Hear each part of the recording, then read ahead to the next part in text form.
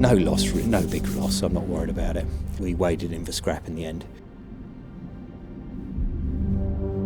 It begs the question, could we have just gone in there and kicked it? What do we think? We'll try that, shall we? There we are, it's not too bad, is it?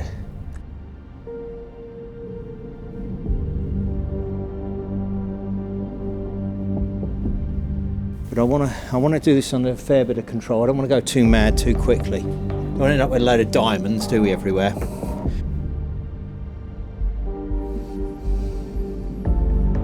Last week got a running, didn't we? So if you were watching that, you'll see how we changed the oil, got some fuel, got a spark, and that's what you need, isn't it? Oh, and a bit of compression normally helps, which it has got. So we've got her up and running, which is good. And now it's time to address the elephant in the room, isn't it? Or rather the elephant that sat on it and then left the room. So there we are. Looks like something's been going on. Couple of curves here, I don't know. Is that the shape of an elephant's bottom? I don't know. I actually think someone put a ramp down on it, or a forklift or something. So I don't know what's gone on there, but we've got to get that out. That's what we're here to do, is try and sort that out. So glass out, and in view of that, I've had a heater in there to warm it up, to supple up the rubbers a bit. So that's what we'll do. We'll get in. Want a bit of access? Well, the check strap's broken on this, which creates good access because you can fold the door right back. We'll do that. Seat out. Now these are quite nice and easy, aren't they? Oh, the heat coming out of it. Lovely. Right, so on these you just flip them up there, and then we slide them forwards.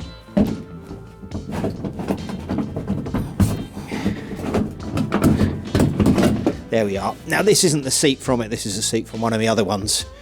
But I put it in just so we had, something to use really. So I'll get the tools and we'll get the glass out. But we'll use a couple of these plastic tools so we don't break or scratch anything. Well, that's the plan, isn't it? Don't end up with a load of diamonds, do we, everywhere? So I've got to peel back the rubber in here.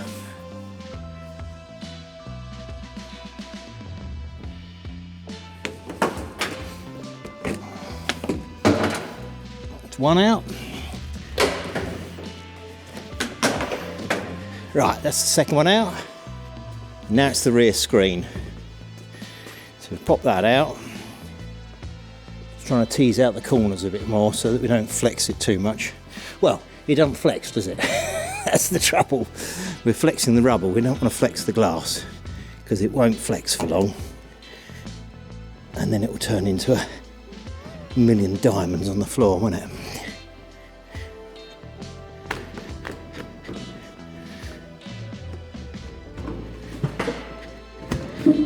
There we are. There we are. Right, so we want to get this out, and we want to working on pushing that out somehow. You could use a trolley jack and a lump of wood.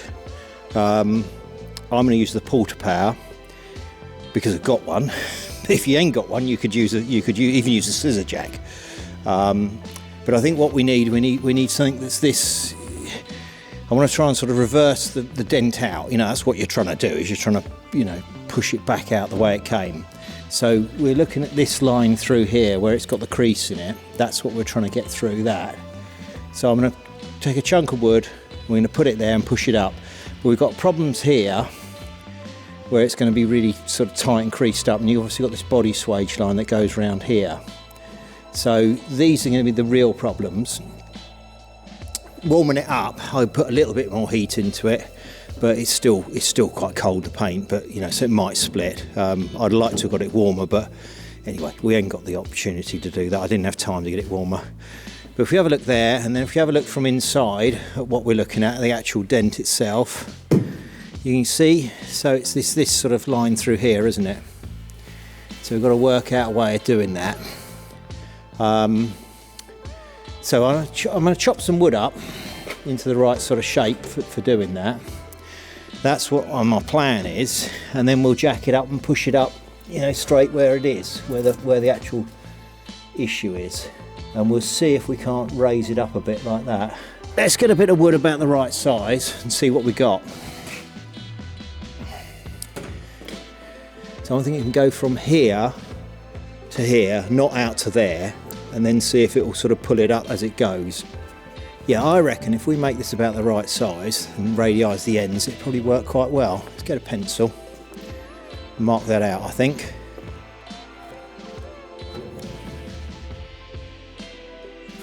Right, okay, I'll take the end of that off.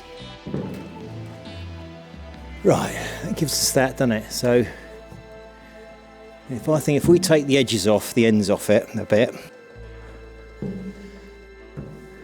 So I want it to sit inside there. I'm going to put a bit of radius on these, aren't we? It might not be necessary, but I think we should try. Right, let's go next door and we'll use something to radius the ends of these, can't we?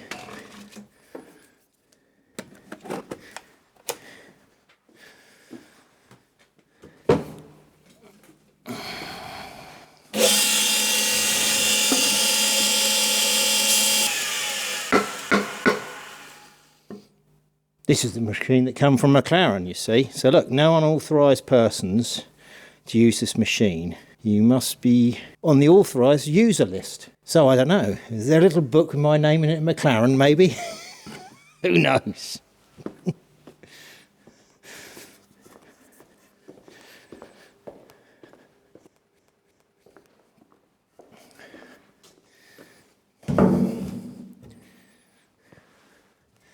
I reckon that'll sit in there about right, won't it? That's something like it. So that's got to go in there, and then we've got to do that, haven't we, with the old porta power. We've got to push it up. Let's get the porta power out, get it set up, and we'll see what we can do. Is it all there, and is it still functioning? It looks to be there. There's our ram. So on a chunk of wood on the bottom of here, we're going to use that cross member to balance on. So you want to spread the load across there with something. It wants to be a bit that will sit between them little brackets there, won't it, without folding them up if we can do it. Yeah. That'll be good, won't it? There's our ram.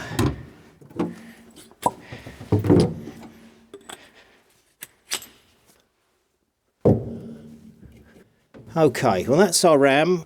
So we've got a nice cross member there to put that on. And then here's our chock of wood we're going to use, isn't it? And what we want to do is go straight under there, didn't we? Something like that.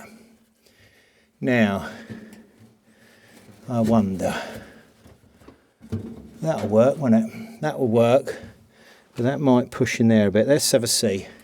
Now the welder's got a nice little flat bit on here where I can rest that, isn't it?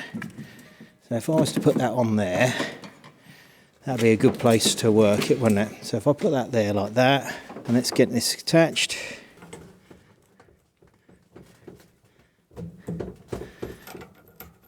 Give it a bit of a pump and see what we got.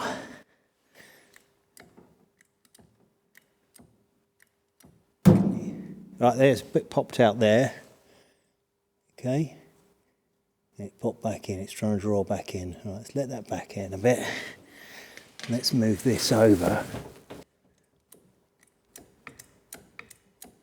Now it's going to tip over again, hold on. I might have to put a heel on this.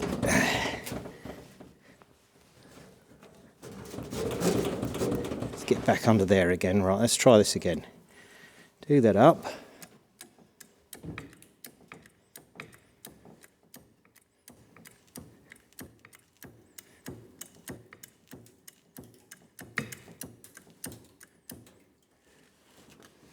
Don't want to go too mad. Might take a couple of goes to get this.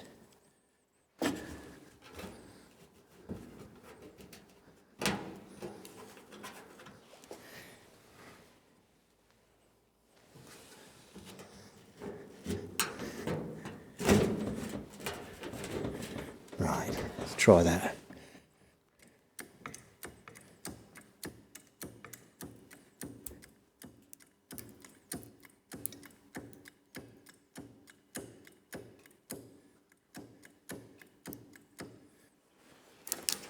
Right, these are starting to come out.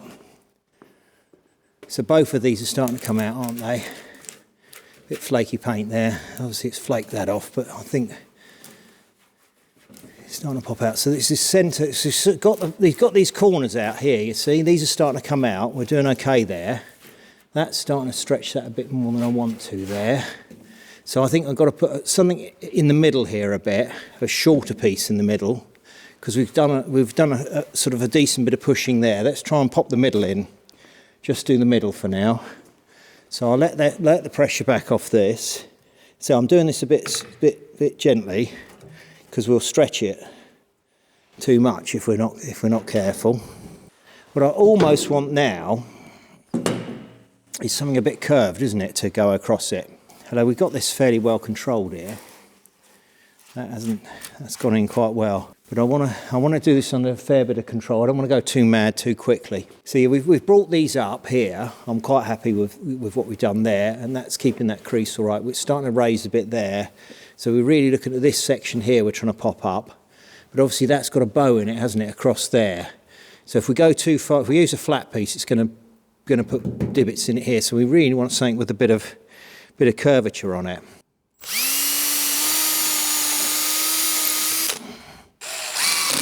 So I think we'll put a bit of foam or something over that.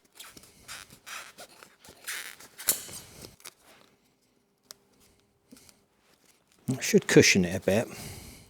So what I'm trying to not do is put extra dents in it, as you see what I mean. I'm trying to wind this one back out. As I said, remember, we're doing this live. It's not something I'm going to retake and reshoot. We're just going to get it done and see what we got. So that's going to be a bit tall for that. Let's wind that down a bit and see. I mean, it's actually not under a lot of pressure anyway. It's surprisingly how little pressure we're needing for this. So if we pop that on there like that, then they should get this one on there, shouldn't we? What do we think? We'll try that, shall we?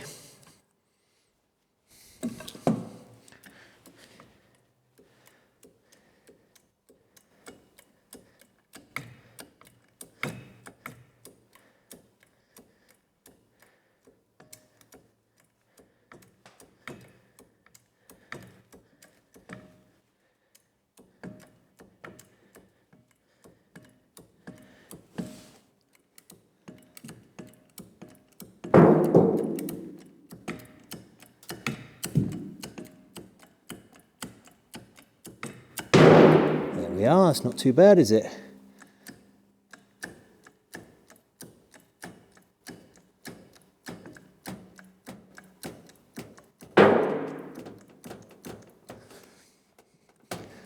Let it back a bit.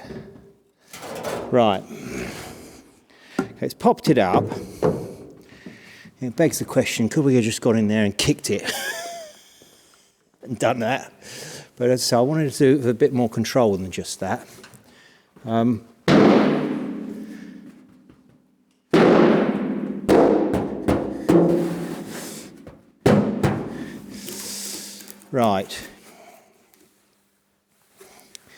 So we've got high there, high spot there, and fair low, a few low bits. We've got a way to go with this yet, but we've got the worst of it out, haven't we? So right, I think we need a hammer and dolly on that. Let's get this stuff out the way.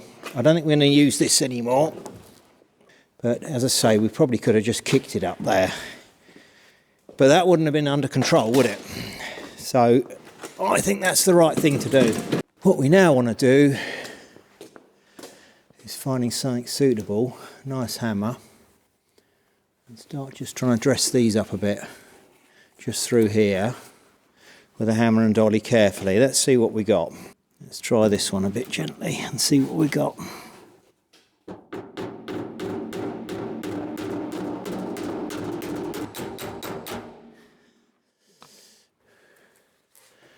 Right, we've got some of that out. We've got to try and raise it here a bit. In there, we've got a crease through there, so let's see what we can do there. It's awkward because it's not right next to this crease, you see. We're getting some out, aren't we? What we'll have to do is get the paint off to do much more. But I'm just trying to get a start on it and see what we got. I think we'll get some paint off in a minute. Let's see what we've got this side. Again, see this crease here, I mean it will help us in some ways because it'll hold the tension in the metal. So in some ways that'll help us, but in other ways we're going to be fighting against it. And we've got all sorts of wavies all over here. It's all over the place, you know. There's there, but that's you know, this is just the start of this. There's going to be hours of this, so I don't expect you to sit through all of it. I just thought it'd be worth seeing a little bit of it.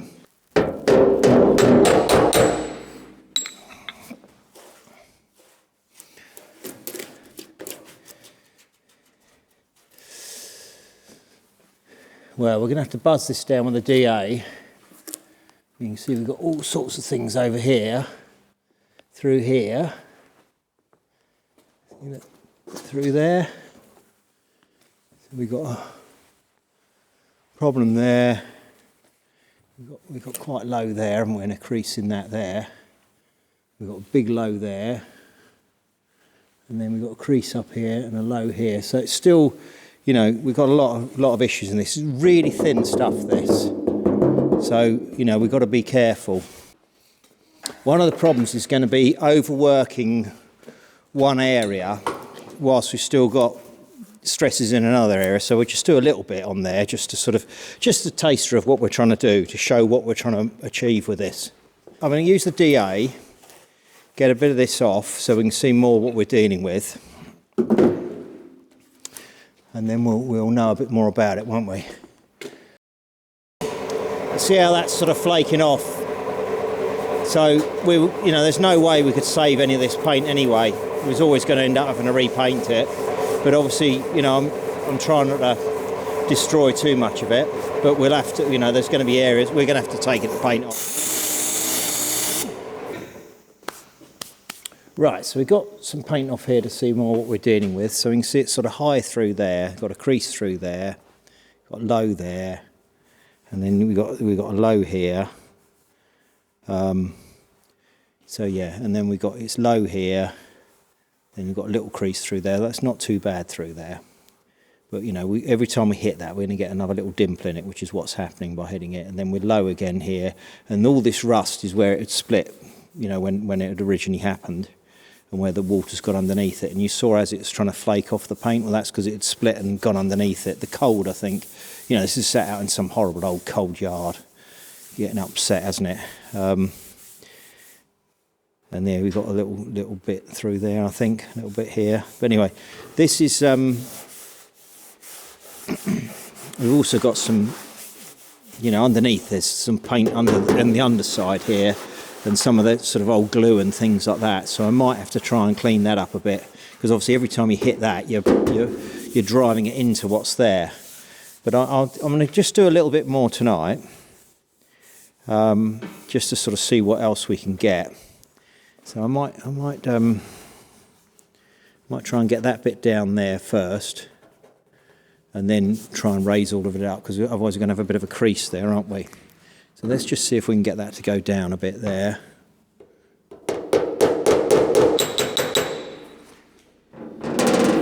That's good, and then we've got to get that up there in that corner, haven't we?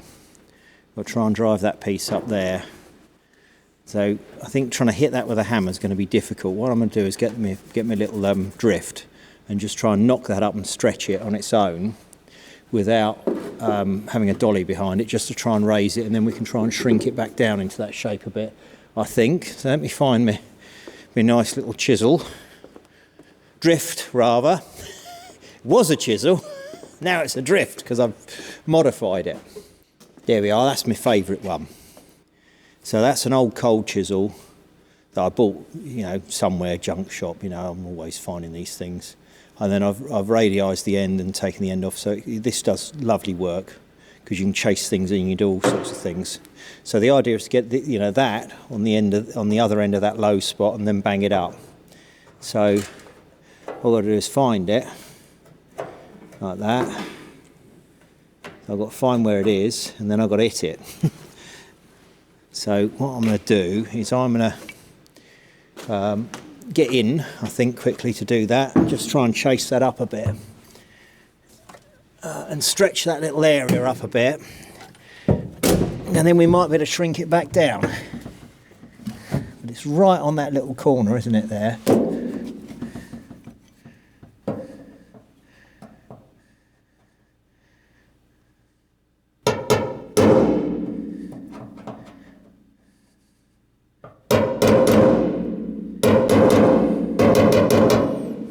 Right. Let's see what that looks like. Yeah,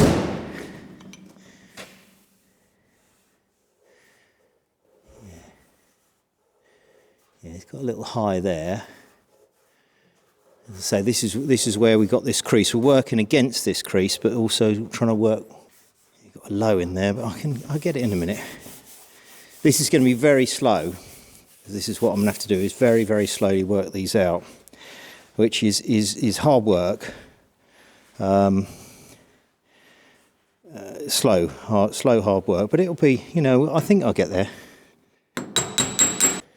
It's right by the ridge where the internal frame meets it, so trying to get the dolly right on the edge of it is difficult.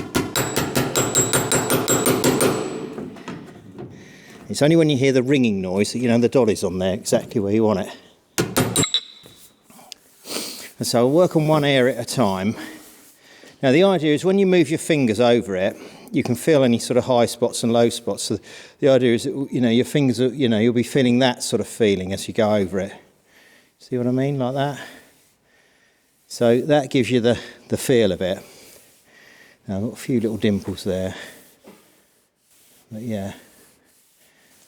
It's starting to come out, And of course what we can use is we can use a body file to that helps us see where the highs and lows are. If I just grab one and we can run it over there quickly to show you what we have to do. So,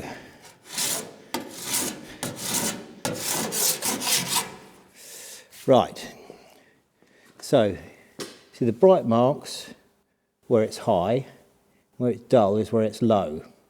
And you see it hasn't even touched that bit, so it's all low through there because it's left that bit of paint off, but it's high here. So you can see, we can see roughly what we're working with here. Now, what you've got to do with one of these, they're great things and you can use them for actually removing metal. But obviously we're just trying to see where these spots are, so we're only using it as a guide. Now, I've known people with these, and they're until they file the high spot down. Well, you can imagine how thin the metal gets then. It's like a Kit Kat wrapper or something, you know. And then you come along and you can actually push your thumb into it where they've got it so thin. So they're not for removing the metal, because you can imagine that's less than a millimetre thick. That's probably about I don't know how thin this is. It's pretty thin. It's probably about 0.8 of a millimetre. This, it might be a millimetre, it might be 1 mil. No, I'm talking out of my hat. That's probably 1 mil, isn't it? But, you know, it's thin. It's thin stuff, you know. All this stuff is. I mean, look, you know, look at it.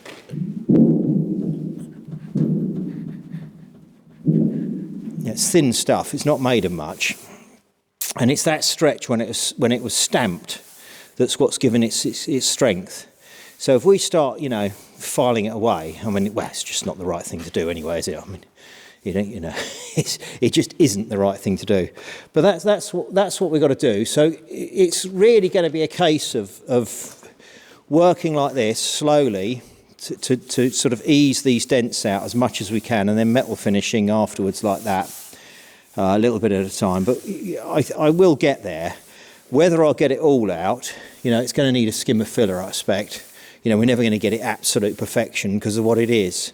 Now, with aluminium bodies, you can do a lot more. You can get them a lot closer because it's thicker to start with, and it's far more malleable, you know, than this. This has got a lot of spring tension in it.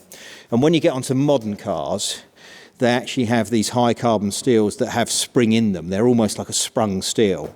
And the idea is they take up some of the impact and energy out of the crash, when the accidents and things like that. So a lot of that stuff you can't straighten, you can't do anything with. You have to throw it away, and you need special spot welders to reassemble them and so on. In fact, some of them you can't even repair. They just say no, it's not repairable. And some of the modern spot welders you have to buy for working on that stuff are viciously expensive. I mean, over £20,000 for the spot welders.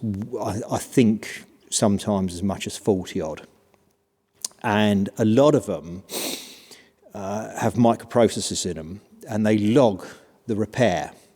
So they log every spot weld you put in, and whether it's a good spot weld or whether it failed, whether it didn't take properly, things like that, and how many that go into that panel, because they have to have the correct amount in there and things like that. I don't know a lot about this because I don't do modern body shop stuff. It's just I've spoken to a couple of guys at a couple of places where I've been having paintwork done, and they've been talking about it. So it's not my thing. I'm not interested in it. Well, interested enough just to say that's what goes on. If you wanted to know more about that, you'd have to look it up yourself. I'm not the oracle on this stuff at all. I do this, and I'm quite happy doing this. And I'm not interested in all that modern stuff, all those modern things. I'm not a Luddite, but I like this old stuff and the way it was. So there we are. But that's what we're doing. That's what I've got to do. So I've got to try and massage these out a little bit at a time, keep working them out until we get these areas right. What I'll probably do is do a bit of work on here, a bit of work here, then I'll probably do that corner, and then we'll start trying to see what the hell's going on with this lot, because there's stuff all over the place here. That's it, and of course in the good old days, it's get the old tin opener out,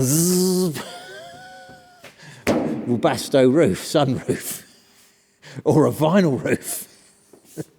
That's what you find sometimes. Although, God forbid, we're not doing that.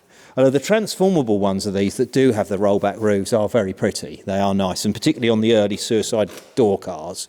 If this didn't come out, that would be an option, and I'd quite like one like that. So, I'm joking, but I actually, it would be quite a nice way of doing it, and it'd be a nice excuse to use one. But anyway, I'm not going to. I had a little Ford KA that customer gave me. We used to use it as a sort of, I can't remember what we did. And my daughter had it for driving around the fields when I first taught her to drive. She was only about 9. And that had an electric Webasto roof on it. And I always, and the shape of it, I always thought, well, that would be great in one of these, wouldn't it? But anyway, it got weighed in. We weighed it in for scrap in the end. But I always thought, oh, I'm gonna cut that roof off, and then we're going to put it in something like this, and it was all electric and lovely thing. But anyway, it never happened, and of course it never will now, will it? There's no loss, no big loss. I'm not worried about it. So yeah, so I'm going to just keep, at this for a bit. I think we need to. This one needs a name, doesn't it? I mean, it's sort of elephant grey. I know it's blue, but it's sort of elephant grey. So I don't know. Should it be Dumbo or Nelly? I don't know. But anyway, I'll say good night. And you can go to bed or whatever you do, or finish drinking a cup of tea. But I'm going to keep tinking away at this and see what I can get out, and keep just picking away at it till it's done.